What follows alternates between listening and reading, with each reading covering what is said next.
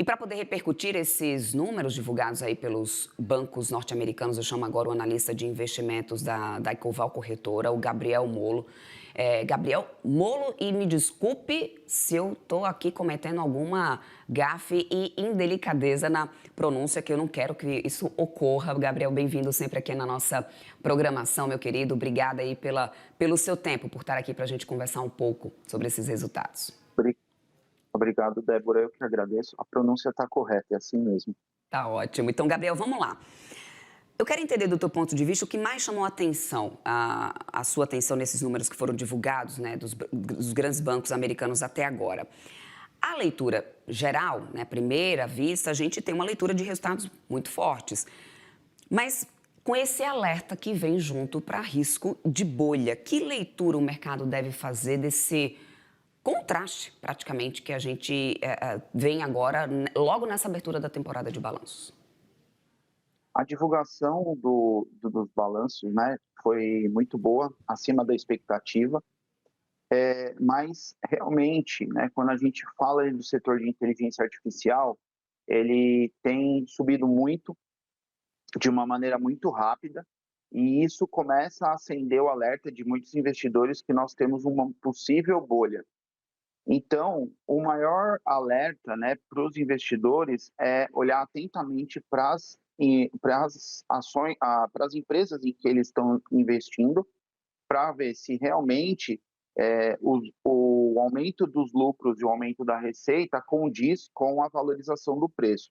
Se houver um descasamento muito grande entre a valorização do papel e a valorização da empresa, quando eu digo a valorização da empresa, eu digo contabilmente, né, o valor patrimonial por ação, lucro por ação, aí eu acho que vale a pena o investidor fazer uma reflexão, porque no fim das contas o fundamento é que manda. Se a empresa não entregar lucros no futuro, uma hora ela vai se ajustar e isso daí pode causar um grande estrago para o investidor. Perfeito. Gabriel, quero detalhar um pouquinho aqui os resultados das instituições, porque mesmo com lucros acima do esperado, tanto o JP Morgan como também o Wells Fargo, eles reforçaram provisões para perdas com crédito. Isso indica um sinal de cautela com inadimplência nos Estados Unidos, ou isso seria apenas mais uma postura conservadora dessas instituições diante de um cenário, né, econômico tão instável que a gente tem nesse momento? Débora, indica sim uma postura mais conservadora e sim um aumento na inadimplência, né? Lembre-se que nós temos aí, apesar do Fed estar cortando juros, muitos dos diretores do Fed têm dito que a inflação ainda está fora da meta e que ela está com certa dificuldade para seguir para lá. Então, provavelmente, os bancos eles já estão prevendo que, devido a problemas futuros, especialmente por causa da guerra tarifária e outros fatores macroeconômicos, haja um aumento da inadimplência nos próximos trimestres. Então, eles já estão, né, tirando ali o pé do acelerador para evitar maiores prejuízos no futuro. Eu acredito que seja uma postura bem sábia, tá, da parte deles, porque é, ninguém quer ser pego de surpresa com uma alta da inadimplência muito repentina. Uhum. E, Gabriel, no caso do Goldman Sachs, né, houve destaque também para o desempenho da área de Investment Bank e também da gestão de patrimônio. Esse resultado sugere, talvez, que o ciclo de corte de juros já começa a reaquecer as operações do mercado de capitais nos Estados Unidos?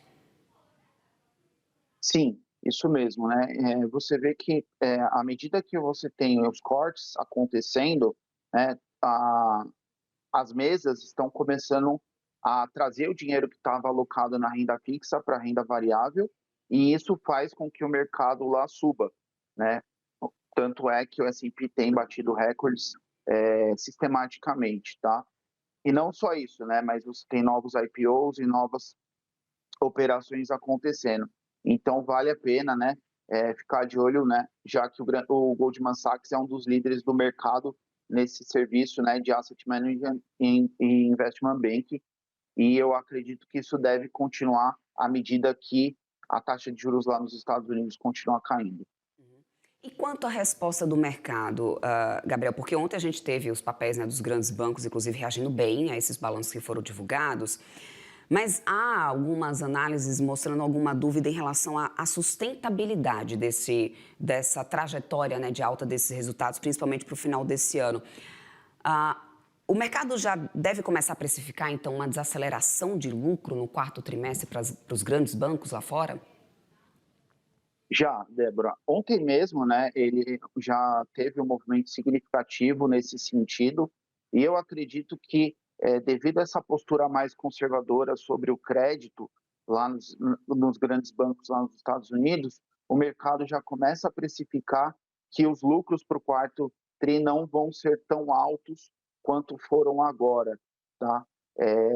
E, portanto, as ações elas devem performar de uma maneira mais moderada diante desse cenário mais conservador. Uhum. Vamos tentar localizar o Brasil nessa história, porque quando a gente fala, né, desses resultados dos grandes bancos dos Estados Unidos, isso também acaba servindo, né, de um termômetro para o que a gente pode esperar para a temporada aqui dos bancos brasileiros, né?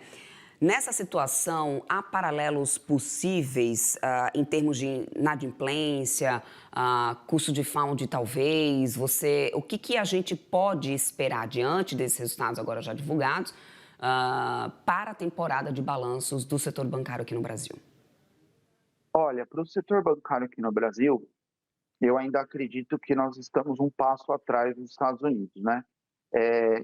Por enquanto, aqui a taxa continua alta, a inadimplência, né, ela teve ali uma alta, especialmente no agro, quando a gente olha o balanço do Banco do Brasil, né, que sofreu bastante com a última divulgação. Acredito que a inadimplência ela deve continuar no mesmo nível, não deve diminuir muito, mas eu vejo os bancos fazendo uma alteração na sua carteira de crédito, sendo mais conservador. Então, acredito que nessa temporada de balanço nós veremos aí um resultado mais ameno, tá? Não tanto expressivo, mas que mostra que a qualidade do crédito está melhor, né? Eu acredito que o Bradesco, Banco do Brasil, etc., eles vão seguir ali mais como o Itaú fez, né? Migrou ali para um crédito com mais qualidade para que a inadimplência ficasse controlada e não sofresse tanto nesse período turbulento em que as taxas de juros estão muito altas aqui no país. Uhum. E, por fim, para a gente amarrar aqui o nosso papo, né, agora pelo lado do olhar do investidor, o investidor local pode tirar algum aprendizado desses resultados americanos, talvez para a tomada de decisão de ações aí do setor financeiro aqui no Brasil? Há alguma tendência global de rotação aí para bancos mais diversificados ou voltados à pessoa física que deveria ser considerado nesse momento, Gabriel? Olha, eu acredito que o investidor pode ficar de olho sim e tirar boas lições, né?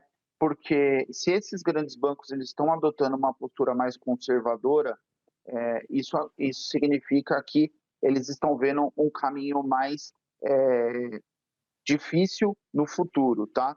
Então, quando a gente tem esses sinais, todo cuidado é pouco. Acredito que vale a pena o investidor tomar uma postura mais defensiva, se focar em investir em ativos com bons fundamentos, em que o preço não está tão descontado, assim, tão deslocado assim da realidade, né? Ou seja, que os lucros por ação, o valor patrimonial e etc., siga ali bem próximo do preço, para que se houver realmente uma crise ou estouro da bolha da inteligência artificial lá nos Estados Unidos, como a gente comentou no começo da conversa, ele não sofra tanto e aí consiga aproveitar oportunidades, né, para comprar os ativos mais baratos, porque com certeza vai ter ativos muito bons a preço descontado para comprar nesse momento. Então, só para reforçar, eu acho que vale sim adotar uma postura cautelosa, porque esses grandes bancos, com muita informação, já estão adotando essa postura. Perfeito, ótimo recado aqui para gente. Conversamos agora com o analista de investimentos da Dacoval Corretora, Gabriel Molo. Muito obrigada pelo seu tempo, meu querido. Até uma Eu próxima. que agradeço, Débora. Até uma próxima. Até mais.